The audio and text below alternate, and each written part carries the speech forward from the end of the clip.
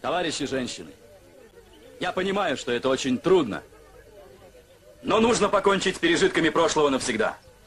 Снимайте паранджу, откройте лица. Товарищи женщины, почему вы молчите? Сегодня же ваш день, 8 марта. Скажите же свое слово, женщины. Альхамдулиллахи вахда. والصلاة والسلام على من لا نبي بعده أما بعد السلام عليكم ورحمة الله وبركاته.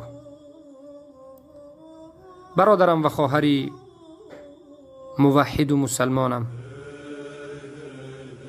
الله سبحانه و تعالی به شما برکت بدهد و توفیق عبادت و ثابت قدمی را در این راه نصیبی همه ما و شما بگرداند.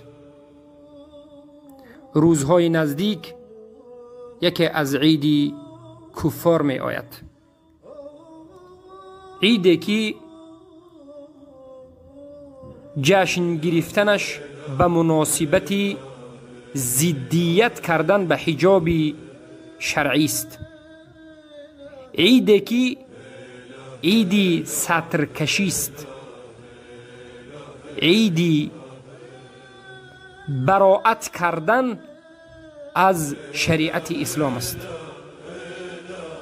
عیدی که مردم را به فحشا دعوت می کند، به بی‌ستری، به لوچ و مادرزاد شدن دعوت می کند، عیدی که این عید را نامگذاری کردند کفار 8 مارت عید مادران.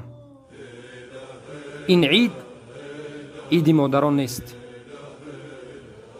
این عید عید دشمنان شریعت، عید بی‌ستران و عید کافران و مشرکان و عید مرتدان است. موحدین هیچگاه یک روزی را که روزی انکار شریعت است، روزی بیزاری جستن از یک حکم شرعی هست، این روز را جشن نمیگیرند و معروف است در بین این امت به اجماع که رضا شدن به کفر است، رضا شدن به همین عملهایی که در 8 مارت به وجود آمده، رضا شدن به بی‌ستری، رضا شدن به انکار سطر، این ردت است، این کفر است. این عید عید موحدین و موحده ها نیست. ما باید از این نمود عیدها براءت خود را اعلام بکنیم، به فرزندهای خود تعلیم بدهیم که این عید عید مرتده ها بود. اولین کسایی که این را جشن گرفتند کسانی که حجاب خود را کشیدند، به آتش انداختند و به ردت واقع شدند. مرتده، عید الرده، عید رده است، اینها برای اینها عید رده. از همین جهت مسلمان باید چگونه باشد؟ وقتی که از جانب الله یک حکمی که آمد باید بگوید که سمعنا و اطعنا، شنیدیم و اطاعت میکنیم. از جانب الله پوشیدن ستر و حجاب آمد، پوشیدن نقاب آمد، پوشیدن لباس مخصوص برای زنها آمد در سوره نور و در سوره احزاب. پس باید زنهای مسلمان بگویند که شنیدیم و اطاعت میکنیم.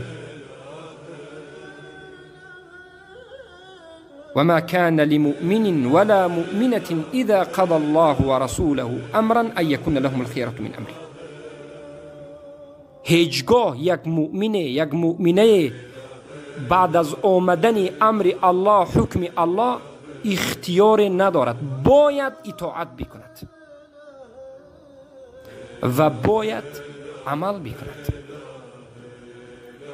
پس بارک الله فیکم، از این نمودی عیدها خود را نگه بدارید، فرزندان خود را نگه بدارید، به کسی هدیه ندهید و از کسی هدیه قبول نکنید.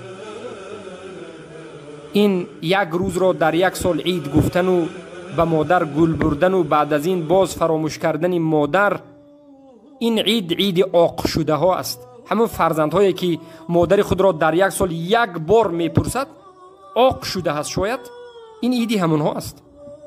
این ایدی دیوس ها است. مردهایی که همین روز را اید میگن اینا دیوسان هستند که خرسند میشوند که زنهای اینها لوچ باشد و دیگر مردها تماشا کنند. ایدی دیوسین. دیوس بودنش همین است که اید کرده ایستاده است، یعنی خوشحالی خرسندی کرده ایستاده است که امروز روزی هست که حجاب کشیده شد، بی حجابی. این عید ایدی فسادکاران در روی زمین است که میخواهند که تمام زنهایی که در روی عالم است همه فساد و فحشا و به کارهای بد اخلاقی دست زده باشند. اما این عید، این روز برای مؤمنین و موحدین یک روز عادی هست و البته روزی براءت از کفار و مشرکین و از عیدهای اونهاست. مسلمان هیچگاه دیوس نیست و دیوس شدن نمیخواهد و به همین دیوس شدن راه هم نمیدهد، اجازه هم نمیدهد. مسلمان هیچ وقت اجازه نمیدهد که در یک سال فقط یک بار مادر خودش را زیارت بکند، بلکه مسلمان هر روز مادر خودش را باید خرسند بکند، باید سوال بکند، باید از احوال او با خبر باشد، از خواهران خود، از خاله و عمه خود باید با خبر باشد، حال پرسی بکند، دعوتشان بکند، هدیهشان بدهد. و مسلمان مرد و موحد هیچ وقت خرسند نمی شود که یا تبریک نمی کند به این روز که تمام این روز روزی به ایجابی است، زیرا که مسلمان می داند این روزی دیوسی است. پس بارک الله فیکم، این همه مسائل از توحید به وجود می آید. کسی که توحید رو فهمید از این مسائل با خبر می شود. کسی که از توحید، از دین، از اصل دین خود بیخبر است، لا اله الا الله را فقط به زبان آورده است و معناش را نمیداند، کفر به طاغوت را نمیداند، براءت را نمیداند، ایمان به الله را کامل نآورده است، شروط صحت لا اله الا الله را نمیداند، اصلا بیخبر است از دین خود، از احکام شریعت خود. از همین سبب به کفر واقع می شود. پس ای موحده ها، ای مادران و خواهران موحده هم، از این نمود عیدها براءت خود را اعلام بکنید. به فرزندهای خود تعلیم بدهید که شما مادری فرزندهای خود هستید و شما موحده هستید و فرزندهای شما موحد هستند و هر روز شما عید است اگر با توحید باشید. بارک الله فیکم. پس وقتی که ما این سخن را میگوییم، بعضی ها میگویند که شما قدری زن را ندانستید، عید زن ها را عید نمیدانید. قدری زن این نیست که زن را فاحشه بکنی، قدری زن این نیست که به حجابش بکنی به دیگر مردم او را نمایش بدی.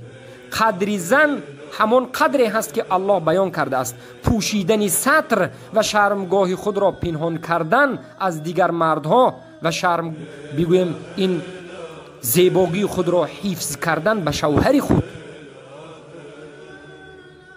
و شوهر خود را کامل نگه داشتن. مرد همان وقت کامل است که زنی او ستر پوشیده باشد. زنی که ستر ندارد بی ستر است و بی شرم است و بی حیا است، مرد هم نامرد است، مردی هم نامرد است یا که دیوس است. ما قدری زن را میدانیم، ما زن را حفظ میکنیم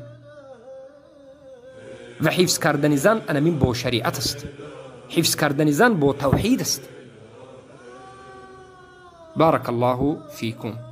این بود یک مختصری سخن در این مسئله، بیان کردن این نمود عیدهای کفری که از همه نمود عیدهای کفری باید براءت را اعلام بکنید. بارک الله فیکم.